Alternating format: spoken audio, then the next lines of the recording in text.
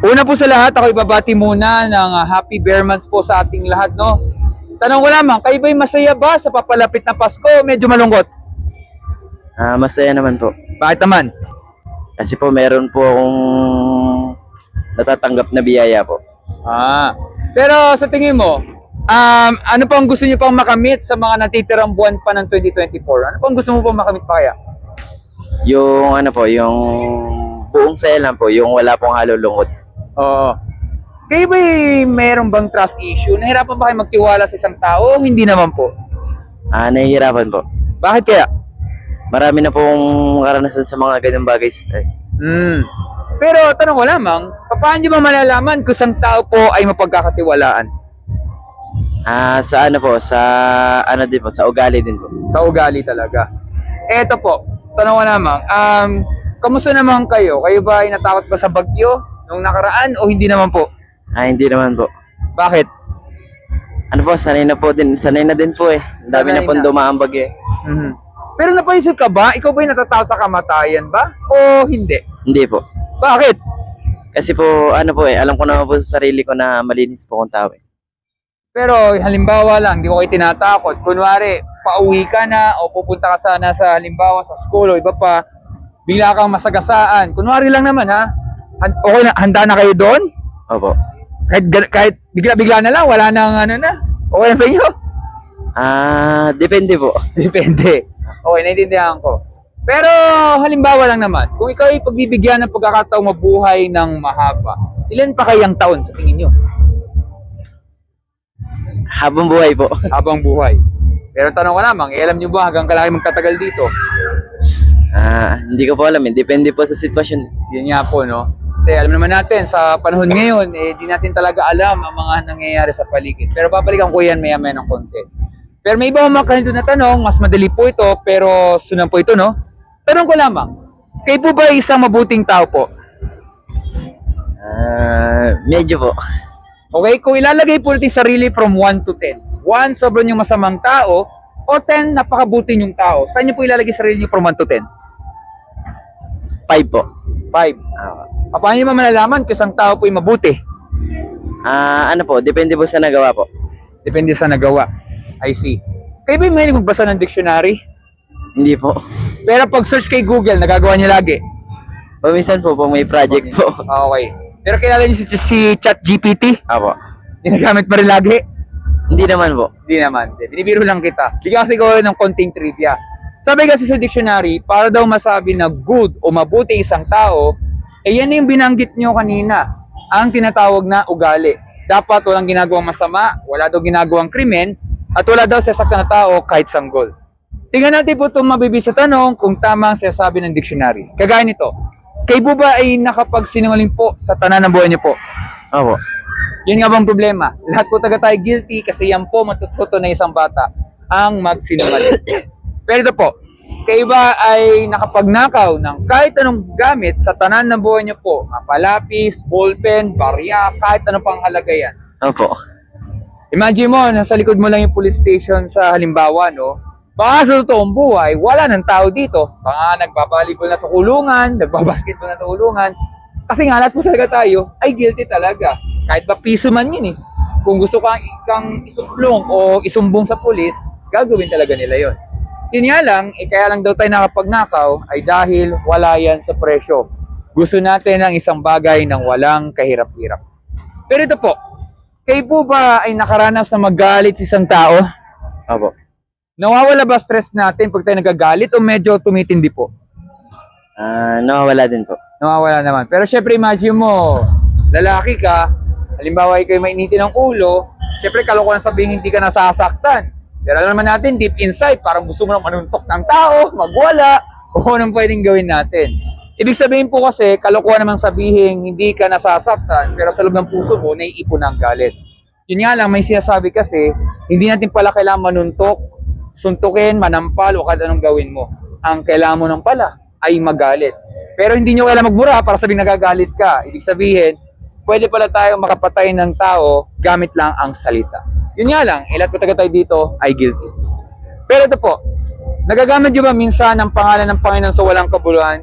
Minsan naglalakad ka lamang, bigyan kang nadulas, na pa OM, alam nyo na, Opo. Tanong ko lamang, mahal niyo ba nanay niyo? Opo. Sobra? Opo. Halimbawa, ganito ulit ang sitwasyon. Halimbawa, nagtatambay ka dito, bigla kang inuputan ka ng ibon, kunwari lang. Instead ng pangalan ng Panginoon, ang nabanggit mo ay pangalan ng nanay mo, OM insert mother's name. Kahit wala siyang kinalaman sa pagkaipot sa iyo ng ibon. O wala nabanggitin mo yun bilang panggulat lamang? Hindi po. Bakit? Wala naman pong kinalaman yung nanay ko eh. Tama. At ayaw mong bastusin ang nanay mo. Kasi mahal mo ang nanay mo, mahal mo mga loved ones mo. Eh sana, gayon din po kung sa Panginoon. Sana nirerespeto natin siya at hindi nadudungisan ang kanyang pangalan. Opo. Yun nga lang, ang tawag kasi doon ay blasphemy o pambabastos na kung saan natagatay dito ay guilty talaga. Lilinawin ko po, hindi ko hinusgahan, hindi ko sinisiraan. Ito po ay mga tanong para lang malaman kung tayo po isang mabuting tao. Sa tingin nyo kaya, kung tayo po mamamatay, hindi po ito pananakot, at haharap po tayo sa judgment day sa Panginoon, kayo ba'y guilty o innocent po yung tao? Innocent naman po. Inosente? Bakit inosente? Bago ko po kasi gawin na isang bagay, pinag-iisipan ko po muna. Okay? Pero saan kayo pupunta? Sa langit ba o sa impyerno? Tanong lamang po. Depende po kung saan po dalhin ni Lord. Depende. O bigyan kita ng isang halimbawa. Kunwari may isang kriminal. Hindi ibig sabihin ikaw yung tinutukoy ko sa isang halimbawa. Kunwari may isang kriminal, nagnakaw siya ng pera sa bangko. Nahuli siya ng pulis at ito pong sasabihin niya sa judge. Judge, nakapagnakaw po ako pero alam ko po inosente po ako. Diba, syempre magugot ng Diyos, sasabihin kalokohan yan. Kaya ka nga dinakip ng mga otoridad, dinala ka sa korte kasi may ebidensyang dumidiin sa kanya at siya'y dapat guilty. Kailangan niyang pagbayaran, kailangan pa rin siyang itapon sa kulungan. Tama po ba? Ngayon, ito po ang problema.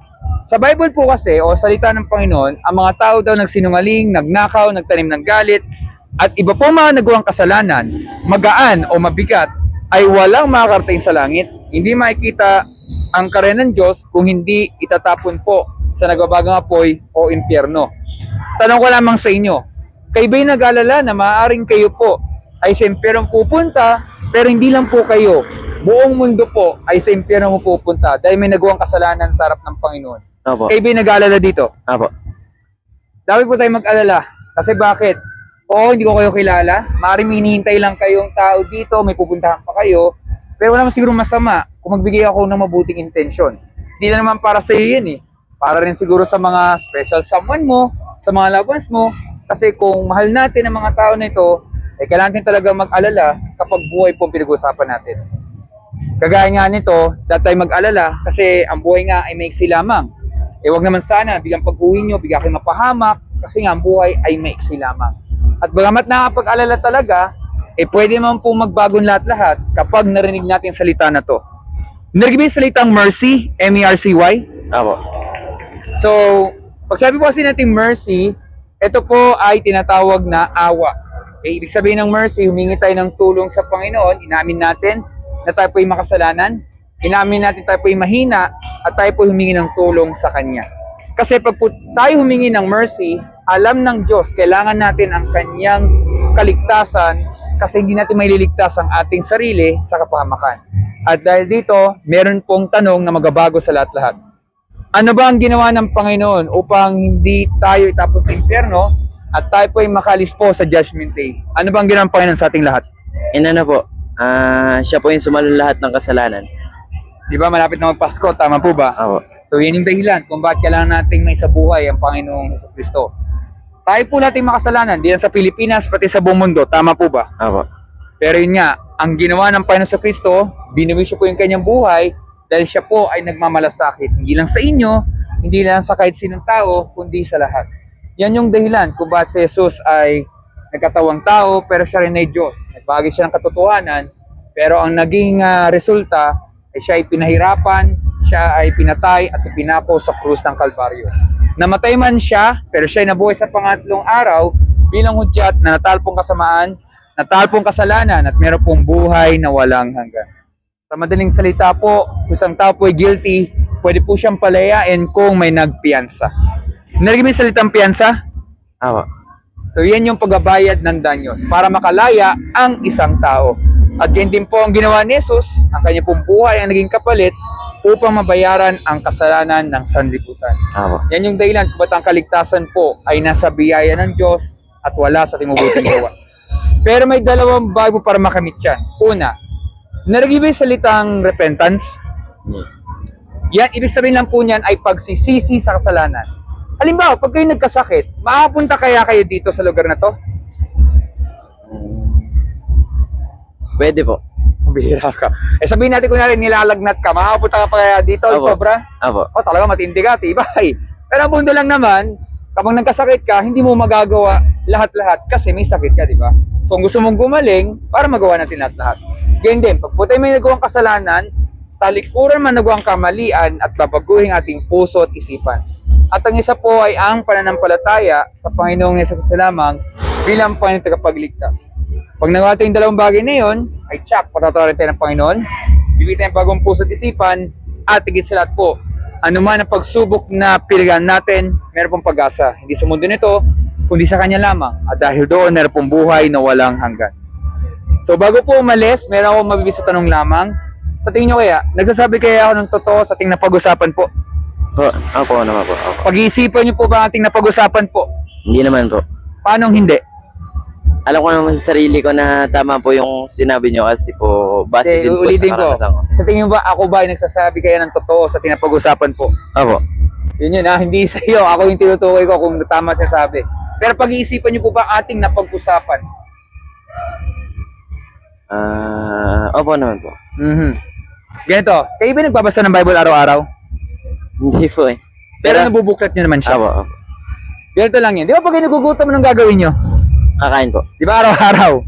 Kasi pag hindi mo nagawa yan, magkakasakit talaga tayo. So pag tayo nagugutom, kakain tayo araw-araw. Sana gayon din po kung sa Bible. Sana mabasa natin kanyang salita araw-araw kasi yan yung love letter po ng Panginoon sa ating lahat. Opo. Kaya po tayo nandito sa mundo ay dahil sa Panginoon upang makilala natin siya at siyang malugod natin araw-araw. Yan yung dahilan kung bakit nandito tayo sa mundo nito. Ang masamang balita, lahat po taga tayo ay sa impyerno mapupunta. Ibig sabihin lang po, wala pong mabuti talaga. Hindi ako mabuti, hindi ka mabuti. Lahat ng tao hindi mabuti. Kahit ba yung aso, meron ka ba alagang aso? Hindi rin niya mabuti. Pag hindi ka nakilala, kakagating ka na lang din yan, di ba? So ang punto namang lahat taga tayo ay pumalpak sa Panginoon.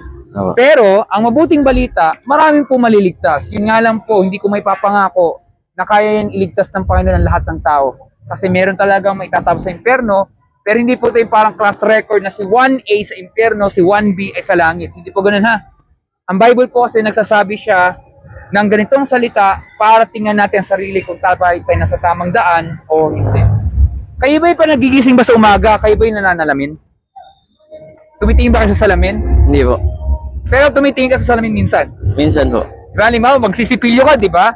Alam namang hindi ka titingin sa salamin, di ba? So, parang yan yung magiging salamin natin kung talaga ba tayo nasa tama pa o mali ang ating ginagawa. Opo. So, kaya mahalaga po ang makilala natin ng Panginoon. Opo. Dahil nga pag po tayo nagsisi sa kasalanan at nanampalataya sa Panginoon sa lamang, ay tsak, maliligtas po yung tao dahil yun sa biyaya ng Panginoon. Opo. Hindi sa pagiging mabuting tao siya, kundi mabuti po ang Panginoon. Kaya siya ay mangliligtas ng tao.